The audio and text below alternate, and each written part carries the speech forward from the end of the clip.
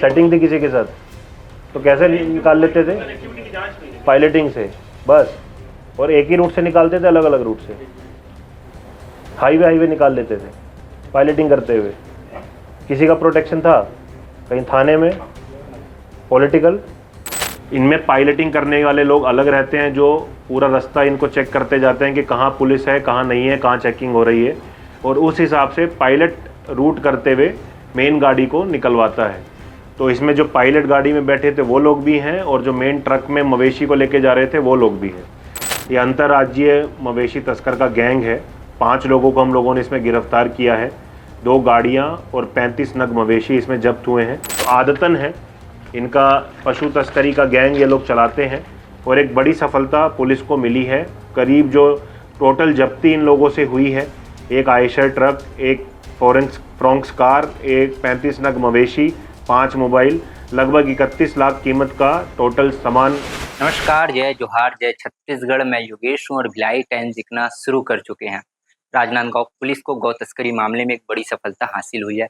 5 अंतर्राज्यीय गौ तस्कर को पुलिस ने रंगे हाथ धर दबोचा है। उनके कब्जे से एक कार, एक ट्रक, साथ ही 35 गौवंश मवेशी जब्त हुए हैं। कुल मिलाकर 31 लाख रुपए की सामग्री को जब्त किया गया है। आपको बता दें कि ये जो प्लानिंग है वो काफ़ी अनोखी तरीके से की जाती थी गौ तस्करों के द्वारा। एक कार होता था जो मॉनिटरिंग करता था, वो देखता था कि आगे कहीं बैरियर तो नहीं है, कोई पुलिस वाला घेराबंदी तो नहीं कर रहा है। उसके बाद पीछे ट्रक, उसके पीछे-पीछे ट्रक चलती थी। अगर कहीं से कार वाले को पता चल जाता था कि यहाँ चेकिंग हो रहा है, तो वो पहले ही बता दिया करता था ट्रक वालों की कि यहाँ चेकिंग हो रही है। उसके बाद राजनांदगांव पुलिस को लगभग रात में 3 बजे मुखबिर से सूचना मिलती है कि कुछ गौ तस्कर जो है वो ट्रक में भर-भर कर गाय की तस्करी कर रहे हैं। उसके बाद पुलिस रात को 3 बजे लगभग राजनांदगांव के सीआईटी मार्ग के पास जाकर घेराबंदी करती है। घेराबंदी करने के बाद ट्रक सहित पूरे कार को जब्त कर लेती है। ट्रक के अंदर से 35 नग मवेशियों को ठूस-ठूस के काफ़ी क्रूरतापूर्ण भरा गया था, और आपको बता दें कि ना वहाँ चारे की व्यवस्था थी, ना ही पानी की व्यवस्था। सिर्फ तिरपाल से पूरी तरीके से ढक के तस्कर जो है वो राजनांदगांव से होते हुए नागपुर ले जा रहे थे। चूँकि राजनांदगांव गौ तस्करों का मेन ज़ोन था, यहीं से ज़्यादातर गौ तस्करी होती थी। चूँकि अविभाजित राजनांदगांव मध्य प्रदेश और महाराष्ट्र की सीमा से लगा हुआ है, और मध्य प्रदेश महाराष्ट्र से होते हुए नागपुर कत्लखाना गाय को ले जाया जाता था। ऐसे में पुलिस को लगातार ये शिकायतें मिल रही थी दूरंचर सीमावर्ती क्षेत्रों से कि यहाँ से गौ तस्करी हो रही है, गौ तस्करी हो रही है। इसके बाद पुलिस ने जो है वो राजनांदगांव के सीमा में शहर के मध्य में सीआईटी कॉलेज के पास, सीआईटी बाईपास के पास गौ तस्करों को रंगे हाथ पकड़ा है। ऐसे में पुलिस के लिए बड़ी सफलता तो है, लेकिन इससे पहले भी इस प्रकार की काफ़ी गौ तस्करी हो रही थी। ये मुख्य ज़ोन है राजनांदगांव जो है वो, यहाँ से सबसे ज़्यादा गौ तस्कर होते हैं। आपको बता दें तो ये एक बड़ा मामला गौवंश तस्करी का कोतवाली थाना और साइबर सेल की सतत कार्रवाई से किया गया है। ये अंतर्राज्यीय मवेशी तस्कर का गैंग है। 5 लोगों को हम लोगों ने इसमें गिरफ्तार किया है। 2 गाड़ियाँ और 35 नग मवेशी इसमें जब्त हुए हैं। इसमें 3 लोग जो हैं वो नागपुर के हैं, महाराष्ट्र के। 2 लोग इसमें छत्तीसगढ़ दुर्ग के हैं। इसमें एक जन अभी बचा है जो वो भी दुर्ग भिलाई से है, उसकी गिरफ्तारी अभी शेष है। इनसे जब सवाल जवाब किए गए तब उसके बारे में हमें पता लगा।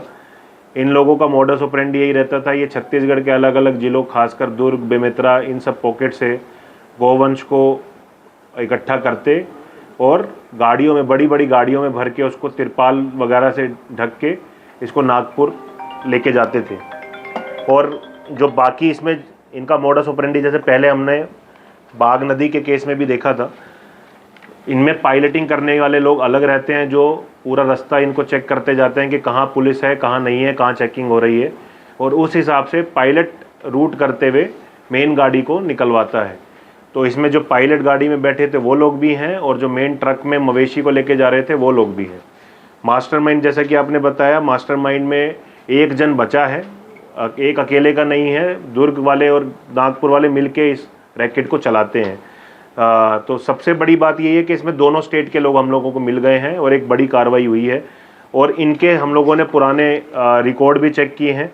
इन लोगों के खिलाफ में जो तीनों लोग नागपुर के हैं, नाम मैं बता देता हूँ। मोहम्मद शफाकत, ये जूनी कामठी नागपुर का है। राकेश सुधाकर संगोले, ये जरी पटका नागपुर का है, राजू पाल यशोधरा थाना नागपुर का।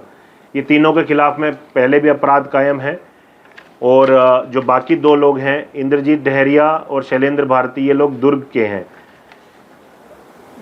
जो शफाकत मोहम्मद है उसके खिलाफ में सोमनी में और थाना कलमना नागपुर में अपराध कायम है पशु क्रूरता के।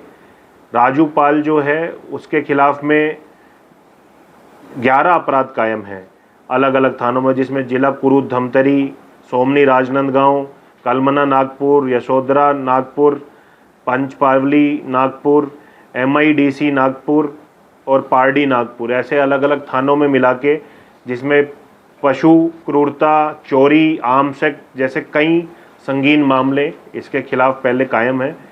राकेश सुधाकर संगोले के खिलाफ में देवरी गोंदिया में पशु क्रूरता का मामला कायम है। तो ये लोग आदतन हैं, इनका पशु तस्करी का गैंग ये लोग चलाते हैं। और एक बड़ी सफलता पुलिस को मिली है। करीब जो टोटल जब्ती इन लोगों से हुई है, एक आयशर ट्रक, एक फ्रोंक्स कार, एक 35 नग मवेशी, 5 मोबाइल, लगभग 31 लाख कीमत का टोटल सामान और जो माल मुशर्का इनसे मिला है। और ये सभी गाड़ियों की इसमें जब राजसात की कार्रवाई के लिए भी हम लोग कलेक्टर साहब को लिखेंगे। सर, अभी तक कितने मवेशियों का परिवहन कर चुके थे और कचका थाना में पहुंचा चुके थे? अब बहुत सारे ये लोग करते हैं। अब इनसे पूछ के वो डिटेल अभी निकाली जाएगी। अपनी तरफ से तो इन्होंने बताई नहीं है, लेकिन जो इनके हम लोगों को रिकॉर्ड मिला है, उस रिकॉर्ड में ही आप देखेंगे तो इनके कम से कम 6 प्रकरण तो पंजीबद्ध है। और उसके अलावा इन्होंने कितने निकाले हैं उसकी तो संख्या गिनती के बाहर की है। सर, एक बार नामजद पहचान बता दीजिए। बस ये मोहम्मद शफाकत, राजेश सुधाकर, राकेश कौन है? राकेश, राजूपाल, इंद्रजीत डहरिया, शैलेंद्र भारती। इनके कोई मालिक नहीं होगा? यही है, खुद ये इनका खुद का अपना अपना काम है। सर, ये अगर लंबे समय से कर रहे एक मिनट पूछ ही लेते ना, क्यों कितने निकाले हो आज तक पशु? कितना? फिर भी गिनती ही नहीं कर सकते, कुछ तो गिनती होगी। बहुत है, खुद ही गिनती नहीं है। परमानेंट हाँ, आप क्या पूछ रहे थे? क्योंकि ये लंबे समय से इसी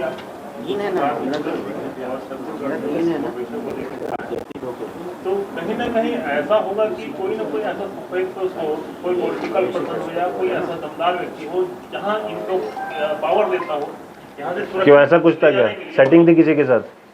तो कैसे निकाल लेते थे? कनेक्टिविटी की जांच नहीं है। पायलटिंग से बस, और एक ही रूट से निकालते थे, अलग अलग रूट से हाईवे निकाल लेते थे पायलटिंग करते हुए।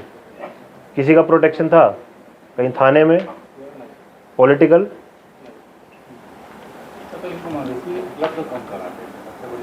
खरीदते थे ना ये तो। हाँ, तो ये जो दुर्ग वाले हैं इनका काम तो मेनली, हाँ, अच्छा, सिर्फ छत्तीसगढ़ के लेके जाते थे और इधर जो देवरी वेवरी इधर से नहीं लेके जाते थे, क्यों? इधर ज़्यादा सस्ता मिलता है।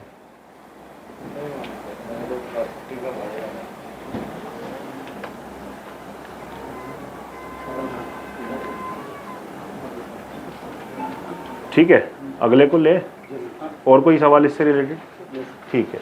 नागपुर ही ले जाते थे ना।